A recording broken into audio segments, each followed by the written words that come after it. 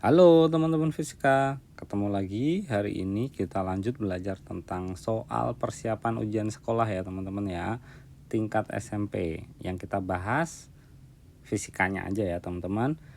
Dan ini adalah part keempat ya teman-teman. Jadi sudah ada 3 sebelumnya. Yuk langsung ke soalnya teman-teman. Nomor 1, perhatikan tabel berikut. Ya, silakan diperhatikan tabelnya. Pertanyaannya, dari tabel di atas, pasangan yang benar antara satuan dan alat ukurnya adalah hanya satuan dan alat ukurnya ya teman-teman. Panjang kilometer mistar. Nah, ini kurang tepat. Ini harusnya adalah meter ya teman-teman. Selanjutnya massa kilogram dan jangka sorong. Kurang tepat. Ini bukan pengukur dari massa ya, itu pengukur panjang. Selanjutnya waktu, second, dan stopwatch. Nah ini sesuai teman-teman ya. Ini sesuai dan ini sesuai. Dan nomor 4, suhu, kalori. Nah ini enggak sesuai juga. Jadi jawabannya adalah 3 ya. Opsinya yang C. Perhatikan tabel berikut. Oke, silakan diperhatikan tabelnya. Berikut ini yang merupakan sifat zat gas. Yang benar adalah kita cek satu persatu. Letak molekul nomor 1 berdekatan dan teratur. Untuk gas kayaknya nggak berdekatan ya, jadi opsi 1 itu bukan jawaban. Berikutnya yang nomor 2 berdekatan dan tidak teratur, tidak sesuai juga, harusnya berjauhan ya. Yang 3 berjauhan dan teratur. Nah teraturnya yang tidak sesuai ya. Nomor 4 ya, berjauhan dan tidak teratur, ini sesuai. Sangat bebas gerak molekulnya, oke. Dan gaya tarik molekul sangat lemah. Oke, ini opsi yang benar ya teman-teman. Jawabannya adalah D. Lanjut soal berikutnya. Nomor 3. Jika termometer Celcius menunjukkan angka 50 derajat Celcius, maka termometer Reaumur menunjukkan titik-titik. Ya, kita konversi ya. Kita punya perbandingan dari Reaumur per Celcius, itu perbandingannya adalah 4/5. Masukkan aja kita nilainya ya di sini. R-nya ditanyakan, Celsiusnya itu adalah 50 dan di sini adalah 4/5. Sendirikan R-nya ya teman-teman ya. R sama dengan 4/5 dikalikan 50. Ya, 50-nya dipindah jadi kali kayak gitu. Dan setelah dicoret ini R sama dengan 40 ya teman-teman, derajat Reaumur. Jadi jawabannya itu adalah yang C. Nomor 4 teman-teman. Perhatikan grafik hasil suatu percobaan berikut. Jika kalor jenis es dan seterusnya ini ya, ini kalor jenis es, kalor jenis air, selanjutnya kalor lebur, maka kalor yang diperlukan pada proses Q1 sampai Q2. Oke, dua proses ya. Ini Q1 dan Q2 yang ini, dua tahap. Kita cari Q1 dulu. Q1 itu adalah perubahan suhu yang isinya rumusnya ya, itu adalah M kali C kali delta T. Itu Q1. Kita hitung M-nya berapa? 300 gram dirupakan dalam kilogram. Itu sama dengan 0,3 ya. Kita isikan ke sini 0,3. C-nya kalau jenis S yang ini teman-teman, 2100. 2100. Di sebelah sini ya, 2100 dikalikan delta T. Dari min 5 sampai 0 itu perubahan suhunya, delta T-nya itu adalah 5 teman-teman ya. 0 dikurangi minus 5 sama dengan 5. Dan ini sama dengan setelah dikalikan dapatnya adalah 3150 Joule ya. Dapat Q1. Q2 di bawah lah kita cari ya. Q2 itu ini. Proses ini itu berubah wujud dari padat menjadi liquid ya, menjadi cair, dan itu rumusnya adalah M kali L. Masukkan aja nilainya. M-nya adalah 0,3 seperti halnya yang tadi. Terus L-nya kita punya 3 4 0 0 0 0. Setelah dikalikan Q2 itu dapatnya adalah 102, nolnya ada 3 Joule. Oke, itu ya. Dan Q12 berarti itu total ya, itu sama dengan Q1 ditambah Q2. Ya, jadi 3150 ditambah ini. Setelah ditambahkan hasilnya itu adalah 105, 150. Satuannya adalah joule. Oke, jawabannya adalah yang B ya teman-teman ya. Ini nomor 5. Batang kaca akan bermuatan positif jika digosok dengan kain sutra. Karena yuk kita cek bareng-bareng. Yang A, proton berpindah dari kaca ke kain. Proton tidak berpindah teman-teman. Yang bisa berpindah hanya elektron. Jadi opsi yang A sama B itu jelas salah. Yang C, ada elektron berpindah dari kaca ke kain. Oke, ini sepertinya oke nih, jawabannya memang ini. Dan D, ada elektron berpindah dari kain ke kaca, tidak sesuai. Jadi jawabannya adalah yang C ya, nomor 5 teman-teman. Lanjut. Nomor 6, perhatikan gambar berikut.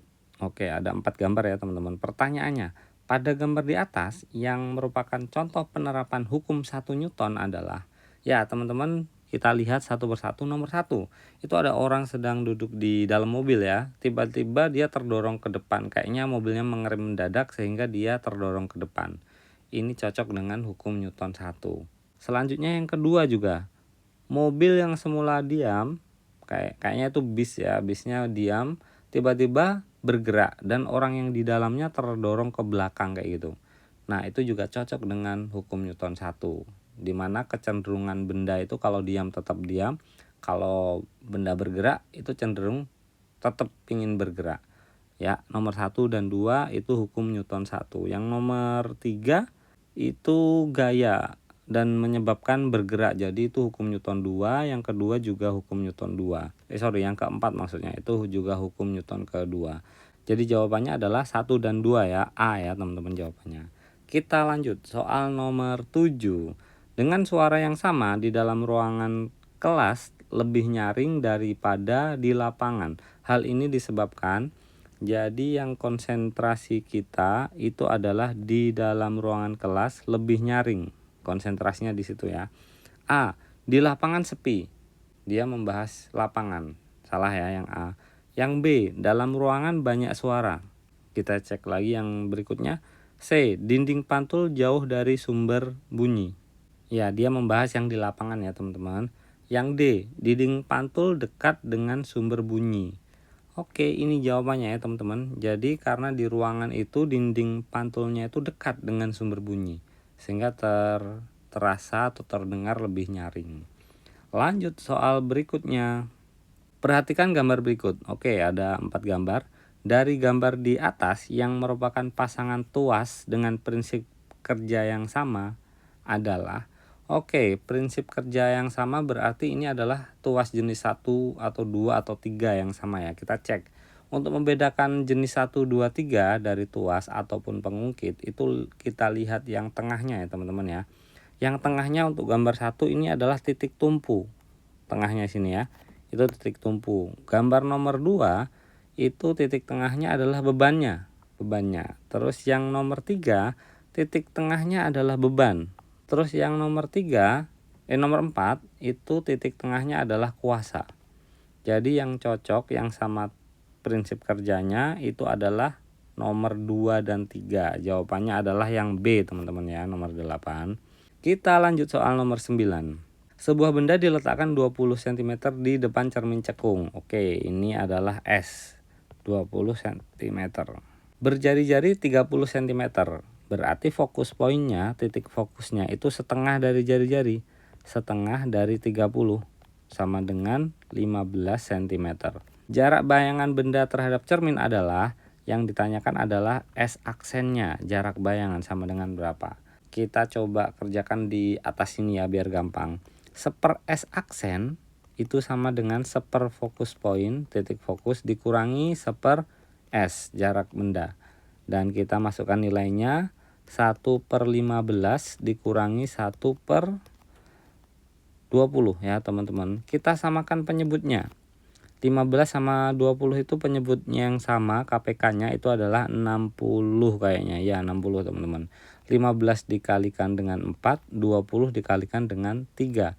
Setelah kita kurangi dapatnya adalah 1/60. Itu adalah 1/S aksen. S aksennya dibalik berarti 60/1 dan itu sama dengan 60 cm. Jadi jarak 60 cm itu adalah jarak bayangannya.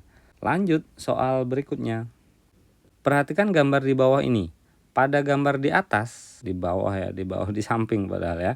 Besar beban yang dapat diangkat pada penampang 2 adalah, jadi di sini katakanlah bebannya ini kotak ini ya, W-nya ini itu berapa? Kita menggunakan hukum Newton, kita menggunakan hukum Pascal ya teman-teman. Yang di sini prinsipnya adalah F1 per A1 sama dengan F2 per A2. Nah, F2-nya ini itu sama dengan W. Langsung aja kita ganti dengan W ya. Dan berikutnya kita masukkan nilainya. F1-nya itu adalah 25, A1-nya itu adalah 10, sama dengan W per A2-nya adalah 60. Ini bisa dicoret teman-teman. Dan W sama dengan 6-nya pindah ke seberang menjadi kali, 25 kali 6. 25 kali 6 itu sama dengan 150 Newton. Jadi jawabannya adalah yang B teman-teman. Lanjut soal nomor 11. Sebuah mobil melaju kencang di jalan raya dengan kecepatan. Oke, kecepatannya kita tulis V sama dengan 144 km per jam. Bila massa mobil tersebut 1500, berarti massanya adalah 1500, satuannya adalah kilogram. Maka energi kinetiknya, pertama kita rubah ini menjadi meter per second teman-teman ya. Meter per second per detik. Caranya angka aslinya, terus ini tanda bagi 1 kilometer berapa meter? 1000 ya, tulis di atas 1000 sini. Terus 1 jam, 1 hour itu berapa second, berapa detik? Itu adalah 3600 teman-teman ya. Terus kita coret 2 nolnya, sehingga ini bisa kita rubah menjadi 144, ada nolnya 1 per 36. Kita bagi 12, dapatnya adalah 12. Yang bawah dibagi 12 dapatnya adalah 3 ya. Dan ini sama dengan 120 per 3. Dan itu sama dengan 40, satuannya adalah meter per second. Nah, untuk mencari energi kinetik kita bisa di sini aja ya, kita hitung. Energi kinetik sama dengan setengah kali massa kalikan kecepatan kuadrat, dan sama dengan setengah kali 1500 kali 40 kuadrat, dan ini sama dengan 750 dikali 1600. Setelah kita kalikan, EK ini ketemunya adalah 1200000. Satuannya masih joule. Kalau kita rubah ke kilojoule berarti dikurangi nolnya 3 karena dibagi 1000 ya. Dan jawabannya itu adalah yang C teman-teman ya. 1.200.000 dibagi 1000 itu sama dengan 1200 kilojoule. Oke, C jawabannya. Kita lanjut soal berikutnya teman-teman. Nomor 12. Dari grafik diperoleh data. Datanya yang 1, 2, 3, 4 ini ya. Kita cek satu persatu. Jumlah gelombang 4 buah gelombang. Ini sama ini 1 buah gelombang. Ini sama ini 1. Berarti ini hanya ada 2 gelombang. Jadi opsi yang 1 itu salah. Panjang gelombangnya 4. Panjang gelombang itu adalah 1 buah lembah gelombang ditambah 1 buah bukit gelombang. Dan sudah dikasih tahu itu sama dengan 4 dan benar ya. Ini opsi yang benar. Yang 3, amplitudo 2. Nah, ini tidak sesuai. Amplitudo hanya segini aja, dan itu adalah 1 meter ya, karena 2 meter tuh dari atas sampai bawah, sehingga amplitudonya hanya 1 meter ya teman-teman. Jadi opsi yang ketiga salah. Opsi yang 4, periodenya 4. Periode itu waktu untuk 1 gelombang. Satu gelombangnya itu seperti halnya yang merah ini, atau karena waktunya ini dihitungnya dari awal, dari sini, ini 2 second. Terus sampai sini 4 second, dan ini adalah 1 gelombang ya sampai sini, dan periodenya memang 4. Dan jawabannya yang keempat, opsi keempat itu adalah benar ya teman-teman. Periodenya 4. Kita lihat jawaban yang benar adalah 2 dan 4. Oke, yang D jawabannya. Nomor 13. Sebuah setrika listrik dengan daya 350 watt digunakan selama 2 jam. Energi yang digunakan adalah, kita hitung energi sama dengan daya listrik dikali dengan waktu ya. Ini dayanya, ini waktunya.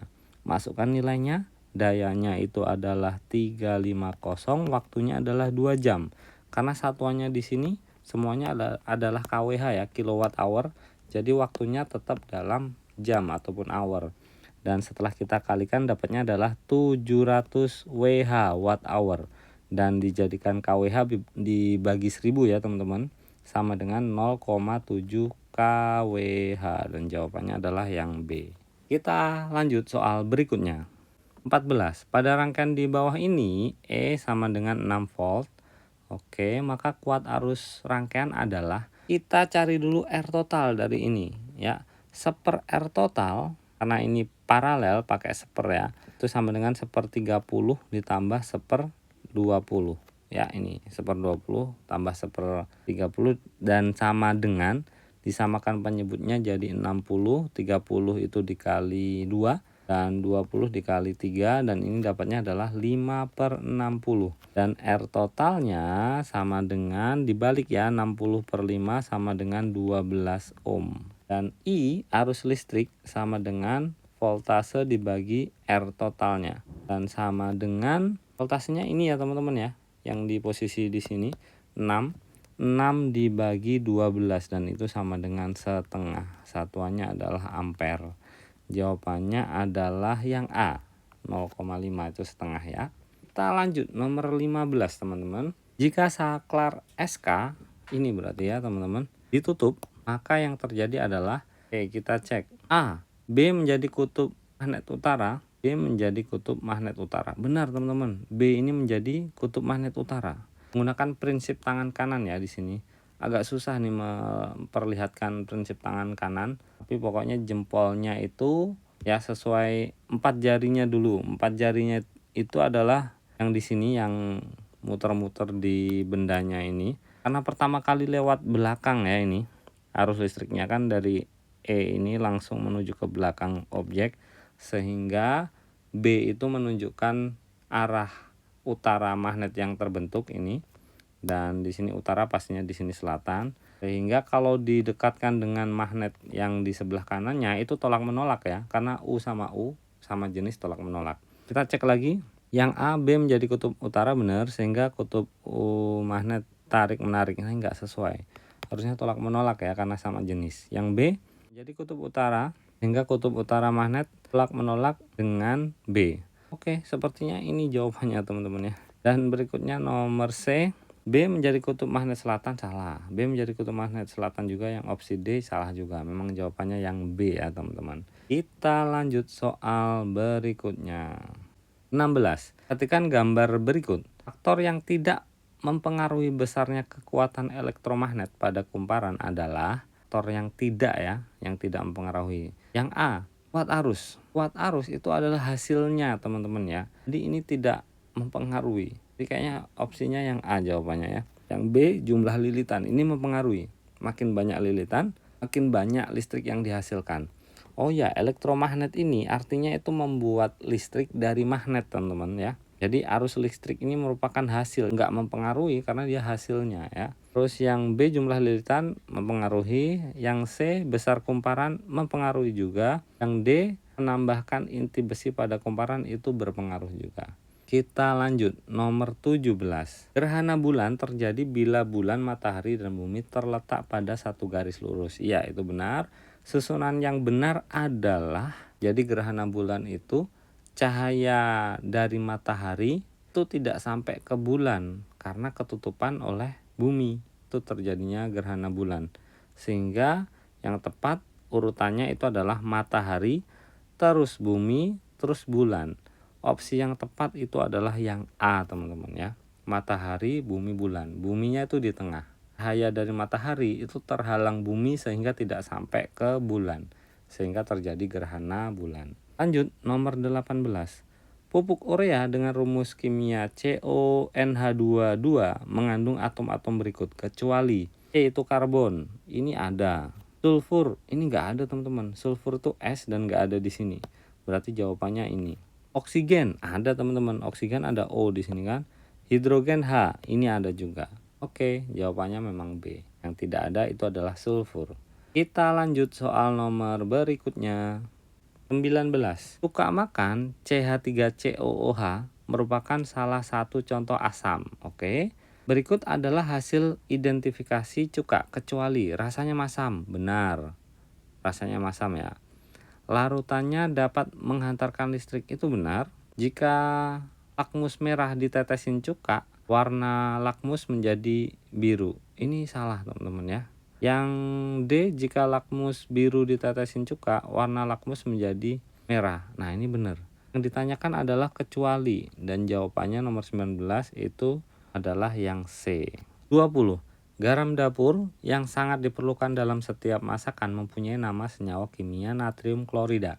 Bila dituliskan dalam rumus kimia adalah, jadi rumus kimianya natrium klorida itu adalah NaCl ya teman-teman. Yang C opsinya yang benar.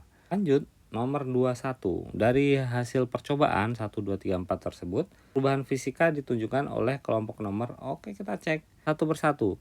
Kayu terbakar menjadi arang. Dia nggak bisa kembali lagi ke kayu lagi kalau udah jadi arang. Berarti ini adalah perubahan kimia. Karena kimia itu salah satu ciri utamanya itu nggak bisa berubah ke kondisi awalnya. Kayu terbakar menjadi arang, arang nggak bisa jadi kayu lagi ya teman-teman. Lanjut nomor 2, sayur menjadi basi. Sayur menjadi basi nggak bisa menjadi sayur yang baik lagi. Jadi dia bukan perubahan fisika ini perubahan kimia. 3, air laut menjadi garam. Ini proses penguapan aja, jadi bersisa garamnya. Ini adalah perubahan fisika. Nah, nomor 4, logam dipanaskan akan membara. Dan kalau diberhentikan proses pemanasannya, dia akan kembali lagi keadaan awal. Ini adalah perubahan fisika ya teman-teman. Dan jawaban yang benar untuk perubahan fisika itu adalah 3 dan 4. Answernya jawabannya adalah yang C teman-teman ya. Oke, 21 nomor sudah selesai. Teman-teman semoga paham di sini ya untuk persiapan ujian sekolahnya. Semoga nanti nilainya bagus di ujian sekolah kalian. Thank you, sampai ketemu lagi di pembahasan soal-soal fisika yang lainnya.